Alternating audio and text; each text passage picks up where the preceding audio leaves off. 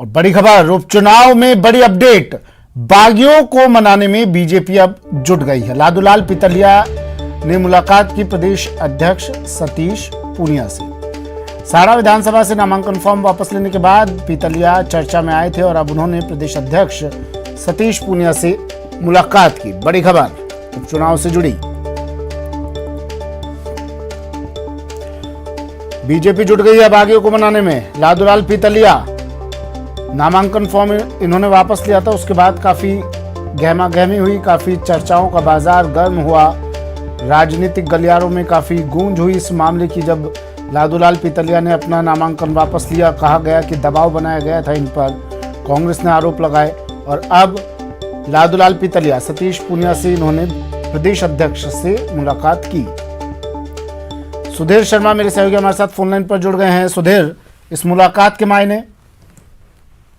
इस मुलाकात के सीधे मायने है कि बागियों को मनाया जाए ताकि उपचुनाव में बेहतर बढ़त बनाई जा सके, क्योंकि जिस तरह से पूरा मामला पहले नामांकन दाखिल करवाना, फिर नामांकन में जोर जबरदस्ती करके वापस ले आना, या फिर अभी जिस तरह से ऑडियो वायरल वाला जो मामला चल रहा है भाजपा के सचेतक जोगेश्वर दत्ता और सारडा के वीप नेता जगदीश धंवर के बीच में जो बातचीत रही, तो ये जो तमाम मामले पब्लिक डोमेन में चल रहे थे उन सबको किस तरह से शांत किया जाए, और उसका ये जरिया था कि वहां से कैसे भी लादूलाल पितलिया को जयपुर लाया गया है, भाजपा प्रदेश अध्यक्ष सतीश पूनिया के निवास में मिलवाया गया है, बाकायदा उनको मिठाई खिलाते हुए की विजुअल आए हैं। तो ये कि कहीं न कहीं गतिरोध पूरी तरह से समाप्त हो गया है, इस बात का संदेश, इस बात का मैसेज देने का पूरी तरह से बीजेपी का रहा है। क्योंकि इससे पहले भी भाजपा प्रदेश अध्यक्ष सतीश पूनिया ने कहा था कि उनका नाम गंभीरता से पर चर्चा की गई थी, लेकिन सर्वसम्मति के आधार पर वहां से रतनलाल जाट को प्रत्याशी बनाया गया है। इसके बावजूद निर्दलीय प्रत्याशी के तौर पे उन्होंने अपना नामांकन दाखिल कर दिया था, जिसको दबाव में बना के, और एक बात और की जिस तरह से मुख्यमंत्री को लिखा हुआ एक पत्र भी वायरल हुआ पूरी तरह से। तो वो जो तमाम मुद्दे, तमाम जो बातें उठी थी साड़ा उपचुनाव को लेकर, खासतौर से लादूलाल पितलिया, तो उन सबको शांत करने के लिए एक सबसे अच्छा प्लेटफॉर्म नजर आया, और इसके तहत आज उन्होंने भाजपा प्रदेश अध्यक्ष से मुलाकात करवाई गई बाकायदा, और लड्डू और मिठाई खिलाई गई, यानी सब कुछ बीजेपी में शांत है, ये एक तरह से कह सकते हैं कि बताया गया है। जी सुधीर, जब नामांकन वापस लिया था लादूलाल पितलिया ने, उस वक्त ये भी कुछ खफा से नजर आए थे, कह रहे थे दबाव बनाया गया है मुझ पे, लेकिन आज इनके चेहरे पर मुस्कुराहट है। बिल्कुल, क्योंकि जब दबाव बनाया गया था उस समय ही एक पत्र भी वायरल हुआ था जो मुख्यमंत्री गहलोत को लिखा गया था, फिर इसके बाद कल की जो ऑडियो जो वायरल हुई है वो मामला था। तो तमाम ये बातें जब पब्लिक डोमेन में आई, उन्हीं को शांत करने के लिए बीजेपी ने ये कदम उठाया। आज उनको यहाँ बुलाया गया, उनको मिठाई खिलाई गई, उनसे मुलाकात की गई कि ये कि चुनाव के पहले में सब कुछ शांत करना चाहती है बीजेपी, ताकि चुनाव में कोई इस तरह का मुद्दा नहीं रहे। क्योंकि कांग्रेस ने इसने बहुत तेजी से बड़ा मुद्दे के रूप में सारडा में इसको कांग्रेस बना रही थी, लिहाजा ये एक कह सकते हैं कि एक तोड़ के रूप में यहाँ निकाला गया है कि बीजेपी प्रदेश अध्यक्ष के हाथों उनको लड्डू खिलाया गया। और ये एक बात और बता दूं मैं आपको कि जब ये सब चीजें चल रही थी, इस बीच भाजपा प्रदेश अध्यक्ष को जो वक्तव्य है इस बारे में, तब उन्होंने कहा कि पार्टी उनके हमेशा मान सम्मान का ख्याल रखेगी और उन्हें योग्य जिम्मेदारी देगी। तो निश्चित रूप से ये जब सब बातें हुई है तो कोई न कोई बात अंदर खाने भी रही होगी कि क्या जिम्मेदारी उनको मिल सकती है, चुनाव से पहले कोई जिम्मेदारी दी जा सकती है, यहाँ दी जा सकती है, केंद्र में दी जा सकती है, किसी पद पर दी जा सकती है। क्योंकि अगर वोटों के लिहाज से देखें तो एक बहुत बड़ा वोट बैंक पितलिया के पास है, लिहाजा बीजेपी के लिए जरूरी हो गया था कि उनकी बगावत को किस तरह से शांत किया जाए। जी, पितलिया को बिठाकर ये संदेश दे दिया गया है, मान लिया जाए सुधीर, कि अब पार्टी में किसी तरह की कोई बगावत नहीं है, क्योंकि एक धड़ा अब भी शायद विरोध कर रहा है, एक धड़ा अब भी ऐसा है जो अलग थलग सा दिखाई दे रहा है। देखिए, निश्चित रूप से जब टिकट मिलती है, टिकट अनाउंस होती है, तो पार्टी में सामान्य बात रहती है कि इस तरह से विरोध किस पर उठते हैं, लेकिन चूंकि जो पर्टिकुलर लादूलाल पितलिया की बात की जाए तो ये इसमें विरोध कुछ अलग तरह का निकला, जिसमें बड़ा राजनीतिक रूप ले लिया था, जो बीजेपी की राजनीति से बाहर निकलकर दूसरा रूप लेता जा रहा था, उसको शांत करने के लिए ऐसा हुआ है। अब ये मान सकते हैं कि फिलहाल एक बार के चर्चाओं पे विराम के तौर पर इसको देखा जा सकता है। जी ठीक है, शुक्रिया सुधीर तमाम जानकारी के लिए। तो बागियों को मनाने में बीजेपी जुटी हुई है, या यूं कहे सफल भी हो रही है। लादूलाल पितलिया ने नामांकन वापस लिया और अब वो बीजेपी प्रदेशाध्यक्ष सतीश पूनिया से मुलाकात करने पहुंचे। ये तस्वीरें उस वक्त की जब पीतलिया पहुंचे सतीश पूनिया से मिलने, मिठाई खिलाकर उनका मुंह मीठा कराया गया। और देखिए विक्ट्री के निशान के साथ सभी ने एक साथ खड़े होकर तस्वीर भी खिंचवाई। वहीं चिकित्सा मंत्री रघु शर्मा ने आज प्रेस कॉन्फ्रेंस की, जहां उन्होंने बीजेपी पर तो निशाना साधा, साथ ही उन्होंने चुनाव आयोग पर भी सवाल खड़े किए। जमाना था कांग्रेस पार्टी की सरकार में, निर्वाचन आयोग अगर हाथ का सिंबल कहीं दिखता था उसको ढकवाने की बात करते थे। ये जो सड़कें थी जिनमें प्रधानमंत्री जी की फोटो लगी रहती थी, उन फोटो को ढकने का काम करते थे। ये शिलालेख जितने भी होते थे उद्घाटन के, उनको कवर करने की बात होती थी। आज निर्वाचन आयोग इन सब चीजों पे मौन क्यों है? फेयर चुनाव, निष्पक्ष चुनाव, इसकी बात करना बेमानी है आज की तारीख में। और जिस ढंग के हालात यहां हो रहे हैं, गंगापुर से बेंगलोर तक रगड़ कर रख देंगे, ये कौन कह रहा है? भारतीय जनता पार्टी के मुख्य सचेतक जोगेश्वर गर्ग। साड़ा विधानसभा क्षेत्र जहां बाई इलेक्शन हो रहा है, वहां के प्रत्याशी पितलिया जो निर्दलीय है के रूप में फार्म भरा, उनको कह रहे हैं रगड़ के रख देंगे। चलिए सीधा ले चलते हैं आपको जयपुर। उत्तर पश्चिम रेलवे मजदूर संघ का त्रिवार्षिक अधिवेशन में मुख्यमंत्री अशोक गहलोत संबोधित। आज इस स्ट्रीम पहुंचा है, उन्होंने जब मुझसे कांटेक्ट किया कि हमें एम राघवैया साहब का स्वागत करना, सम्मान करना है। मैंने इनके बारे में सुन रखा था, मुझे बहुत प्रसन्नता हुई और मुझे बड़ा गर्व हुआ कि आप उनको राजस्थान में बुला करके इस प्रकार का सम्मान करना चाहते हैं। और वो दिन आ ही गया, आज सब मौजूद है यहाँ पर एक साथ में, पूरा मंच में, और जो डेलीगेट बैठे हुए हैं उनका जो उत्साह मैं देख रहा हूँ वो तारीफ काबिल है। जिस रूप में डेलीगेट में जब उत्साह होता है तो एक संदेश जाता है कि किस प्रकार से जो सम्मानित होने वाला व्यक्तित्व है उनका क्या व्यक्तित्व रहा, क्या कर्तृत्व रहा और क्यों सम्मान हो रहा है। तो मैं समझता हूँ कि इससे संगठन की एकता बढ़ती है और इस प्रकार के अधिवेशन का भी एक लाभ है। आप पर विचार विमर्श करना, आपस में बातचीत करके संगठन के बारे में किस प्रकार मजबूती लाएं, किस प्रकार से संगठन का कंट्रीब्यूशन हो रेलवे के अंदर, किस प्रकार से आज तक जो रेलवे का इतिहास बना है इस देश के अंदर। आज तो रेलवे का 168 साल का इतिहास है, आज़ादी के पहले का, और आज़ादी के बाद में ही पंडित नेहरू, जवाहरलाल नेहरू जैसे दूरदृष्टा थे जिन्होंने रेलवे को प्रायोरिटी सेक्टर में रखा। आज़ादी के बाद में ही 50 के दशक में भी, 60 के दशक में भी सुनते हैं कि उस वक्त में पंखे नहीं होती थी रेलवे के डब्बों के अंदर, ना पंखे होते थे ना बिजली होती थी, लाइट भी नहीं होती थी। और बताया गया मुझे कि 52 में जो है, 52 में आज़ादी के बाद में पंखे व रेल में लाइट लगने लगी। तो आज़ादी के बाद में भी सरकार ने कोई कमी नहीं रखी रेलवे को आगे बढ़ाने के अंदर।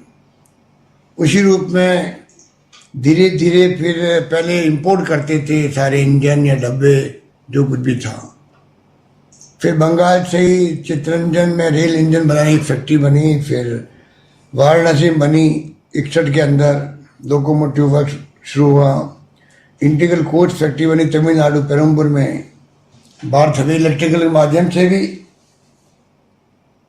कई कल्पना की गई जो काम पूरे हुए। तो लंबा इतिहास में देख रहा हूँ या लिखा हुआ मेरे पास में भी, किस प्रकार rail coach factory Kapurthala, Titagarh wagons, rail wheel factory Bangalore, rail wheel factory Chhapra, diesel locomotive modernisation works Patiala, board and coach factory Raebareli स्थापित हुई। आगे मैं आपको कहूँगा कि हमारे यहाँ भी एक मेमो कोच फैक्ट्री लग रही थी, वो बैंड चढ़ गई एनडीए गवर्नमेंट के, वो अलग बात है। परंतु लंबे अरसे से जिस प्रकार से, ये बात मैं इसलिए कह रहा हूँ कि ये जिस प्रकार इसका इतिहास है रेलवे का, उसी प्रकार से आपका इंटर का इतिहास भी शानदार है। उसी रूप में इंटर ने भी कंट्रीब्यूट किया है, सब सेक्टरों में किया है, मजदूर सेंटरों में किया है, उसी प्रकार रेलवे के अंदर भी किया है। उत्तर पश्चिमी रेलवे जो हमारे जीएम साहब बैठे हुए हैं, इनको गर्व होना चाहिए कि इनके तो कहते हैं कि अधिकांश जो मंडल है वो सर्वश्रेष्ठ मंडलों में आता है। जो 7 मंडल को चुना गया देश के अंदर, उस 7 मंडलों में से 4 मंडल तो खाली इनके क्षेत्र में आते हैं। तो ये अपना आप में बहुत बड़ी मुबारक देने की बात है, मुबारकबाद है उनको भी कि 4 मंडल आना बड़ी बात है। 7 में से 4 मंडल इनके सेक्टर में आते हैं। और तो और अभी तो पाकिस्तान से बंद है, वरना तो पाकिस्तान से ट्रेन चलती है, कोरोना के कारण बंद हो गई। ये मंडल भी अच्छा काम कर रहा है। मंडल का इतिहास ये बहुत शानदार है, क्योंकि हम लोग जब बचपन कहना चाहिए, जब मैं पहली बार मेंबर पार्लियामेंट बना 1980 के अंदर, तब से हम लोग लगे हुए थे जोधपुर के अंदर मंडल बनना चाहिए, नया जोन बनना चाहिए। तो जोधपुर नहीं बना तो जयपुर बन गया। प्रताप सिंह खुश हो रहे होंगे कि इनके क्षेत्र मंडल बन गया। तो हमने उसमें तय किया मंडल बने, चाहे राजस्थान में कहीं बनो। जोधपुर हमारी प्रायोरिटी थी जब मैं वहाँ के मेंबर पार्लियामेंट था। आखिर मंडल बना और आखिर मुझे मुख्यमंत्री बनेगा 20 साल पहले सौभाग्य मिल गया। तो जमीन देने में आसानी हो गई इस मंडल को। जमीन का भी कई बार कई सुझाव आए थे, कहाँ मिले कहाँ नहीं मिले, मुझे याद है। आखिर में ये शानदार जगह पर हमने खुद ने सोच समझ करके निर्णय किया और आज वहाँ शानदार वहाँ पर बिल्डिंग बनी हुई है और उसका उद्घाटन करने का सौभाग्य मुझे मिला वहाँ पर। मुझे और हमारे जो त्रिवेदी साहब थे रेल मंत्री, अभी वो चले गए हमारे टीएमसी छोड़ करके बीजेपी के अंदर, रेल मंत्री थे टीएमसी के, तब हम लोगों ने इसका उद्घाटन किया है। तो लंबा इतिहास मुझे सुनने को मौका मिल रहा है। मैं भी बड़ा इत्मीनान से बैठा हुआ हूँ, क्योंकि गुमान सिंह जी का मामला था और मैंने कहा कि मैं आ नहीं पाऊंगा और आपको भी वहाँ डिस्टेंस मेंटेन करनी है कोरोना के अंदर। पर मैं आपको बता दूँ कि मैं प्रोग्राम शुरू होने के करीब 25 मिनट पहले आ गया हूँ। और आज मैंने देखा कि किस प्रकार से वहाँ पर जब प्रोग्राम में कोई मुख्य अतिथि आते हैं या मंत्री लोग आते हैं, तो आने के पहले आयोजकों की क्या स्थिति बनती है। एक तरफ तो मैनेजमेंट प्रबंधन करना, एक तरफ कोई व्यवस्था ठीक है कि नहीं है, कमी तो नहीं है, माइक ठीक है नहीं है, लोग सब टाइम पे आए कि नहीं आए हैं, कुर्सी खाली तो नहीं है, चीफ गेस्ट बन के आ रहे हैं वो क्या सोचेंगे, और चीफ गेस्ट अभी तक नहीं आए उनका क्या कारण है, कि लेट तो नहीं हो रहे हैं। तो ब्लड प्रेशर ऊपर नीचे होता है। वो मैं देखा आज गुमान सिंह जी का भी सबका। 25 मिनट पहले मैं बैठा हुआ था आज, और मैं शायद आपको नहीं दिख रहा हूँ पर मुझे आप सब दिख रहे थे, जो डेलीगेट बैठे वो भी, और आप सब दिख रहे थे। क्या आप लोग इधर उधर घूम रहे थे। और आखिर में हमारे मंत्री कल्ला साहब भी आ गए और आखिर में प्रताप सिंह जी खाचरियावास साहब भी आ गए। फिर भी हमारे मेहता साहब ने कहा कि खाचर साहब बड़े टाइम पे आए हैं। तो मैं उम्मीद करता हूँ कि आज मुझे बड़ा आनंद आ रहा है कि मैं गुमान सिंह जी के एक्टिविटी को देखता हूँ 30-40 साल से। आज मैं इस मुबारक मौके पर जब हमारे एम राघवैया साहब का सम्मान हो रहा हो और तमाम आप जो उच्च अधिकारी है इंटेक के, उनके विचार सुनने का मुझे अवसर मिल रहा है। मैंने सारे प्रोग्राम मेरे पोस्टपोन किए, क्योंकि मुझे उम्मीद थी कि 11:30 12:30 तक निपट जाएंगे, परंतु अभी 1:45 बजे हैं। पर मैं बैठा हूँ आराम से और मैं देख रहा हूँ कि रेलवे का जो महत्व है देश के आर्थिक, सामाजिक, टूरिज्म के हिसाब से, और मैं तो याद कहूँगा कि देश की एकता के लिए, अखंडता के लिए भी, क्योंकि पूरे मुल्क में जो है रेल ही ऐसी व्यवस्था थी आज़ादी के बाद में जहाँ पर आप आपस में जुड़े रहे, पूरे देशवासी, पूर्व पश्चिम उत्तर दक्षिण से। अलग अलग भाषाएं समझ में आती नहीं क्या लिखा हुआ है, तमिल, तेलुगु, मलयालम, पंजाबी, गुजराती, बंगाली, आसामी, पता ही नहीं पड़ता क्या लिखा हुआ है, क्या बोलते हैं। ऐसे भाषा बोलने वाले, ऐसे विभिन्न धर्मों के लोग, हिंदू, मुस्लिम, सिख, ईसाई, फारसी, जैन रहते हों देश के अंदर, भौगोलिक स्थिति अलग हो, और उसके बाद में इस देश को एक व अखंड रखना। आप सोच सकते हो गांधी जी के सानिध्य में जो करिश्मा दिखाया पंडित जवाहरलाल नेहरू के ज़माने में, या हमारे सरदार पटेल थे या मौलाना अबुल कलाम आज़ाद थे, अम्बेडकर साहब ने बना दिया संविधान। तो आज 70 साल की जो प्रेरणा मिली लोगों को, जिस प्रकार आप मजदूर संगठनों में काम करते हैं, मजदूरों में जोश बढ़ते हैं और मजदूरों के दुख सुख में काम आते हैं, और जिस प्रकार आप रेलवे के अधिकारियों प्रबंधकों को भी आप गाइड करते हैं अपने ज़मीनी हकीकत से, तो ज़मीनी जो फीडबैक मिलता है उससे कैसे यात्रियों को अच्छी सुविधाएं मिले, किस प्रकार अलग अलग क्षेत्रों में रेलगाड़ियाँ चले। मुझे सौभाग्य है कि मैं लगातार रेलवे चाहे मंत्री नहीं रहा, पर जो मंत्री रहा कमलापति त्रिपाठी से लगा करके जाफर शरीफ तक, तब तक मैं रेलवे में बहुत मैंने रुचि ली। गोवान जी जानते हैं कि हमने कितनी ट्रेनें चलवाई, कितनी ब्रॉडगेज राजस्थान में नहीं जुड़ी हुई थी, यूनिगेज पॉलिसी बनी उस ज़माने में, उसके कारण आज राजस्थान चारों ओर से जुड़ गया है। बाड़मेर जैसलमेर तक, जोधपुर तक रेल ब्रॉडगेज बन गई, और एक ट्रेन चलती थी दिल्ली और एक ट्रेन चलती थी आगरा फोर्ट जयपुर होते हुए जोधपुर से। आज मुझे पता नहीं कितनी ट्रेनें चल रही है पूरे देश के अंदर, आसाम हो, चाहे वो बंगाल हो, चाहे वो चेन्नई या बेंगलोर हो, केरला हो। तो कहना मतलब कि रेलवे मेरा पूरा खुद का इंटरेस्ट रहा है। मैंने एक यहाँ बिरला ऑडिटोरियम में मैंने मिस्टर राजकुमार थे चेयरमैन रेलवे के, तब मैंने एक सेमिनार करवाई थी राज्य स्तर पर, और हमने तय किया कि राजस्थान को प्रायोरिटी मिलनी चाहिए रेलों के अंदर। तो मुझे खुशी है कि जिस प्रकार आप काम कर रहे हैं रेलवे के अंदर और इस प्रकार काम किया है, उसी प्रकार हम लोग बाकायदा लगे रहते हैं किस प्रकार से रेलवे का विकास हो। रेलवे का महत्व कोई कम हो ही नहीं सकता, और इसी रूप में मैं समझता हूँ कि हर वक्त में रेलवे को महत्व मिला है। अब पता नहीं बजट को जो अलग था बजट, तो आप मेरे कोई बोले नहीं हैं कि बजट के अलग होने को आप स्वागत करते हो या उसका विरोध करते हो सकता है कि जो फैसला हुआ था आपने अपने कमेंट्स दिए होंगे। तो मुझे बड़ा अटपटा लगता है कि इसका मर्ज क्यों किया गया, क्योंकि अभी हमने बजट पेश किया तो उसमें हमने किसानों के लिए अलग बजट पेश करने का घोषणा करी अगले साल से। तो रेलवे का अपना अलग महत्व है, रेलवे का अलग बोर्ड था, रेलवे का अलग ऑरा था। दो विभागों में महसूस करता हूँ, एक तो पोस्ट ऑफिस पीएनटी का और एक रेलवे का, जहाँ का कल्चर जो है अधिकारियों में कर्मचारियों में अलग ही बना हुआ था, वहाँ के भी और यहाँ के भी।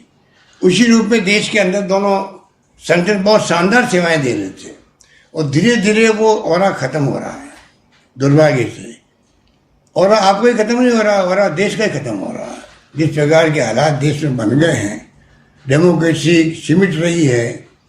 दुनिया के मुल्कों में जो प्रधानमंत्री मोदी जी गए थे तो कितना स्वागत सत्कार हुआ था, लोगों को लगा कि वास्तव में दुनिया पहली बार देख रही देश की तरफ मोदी जी।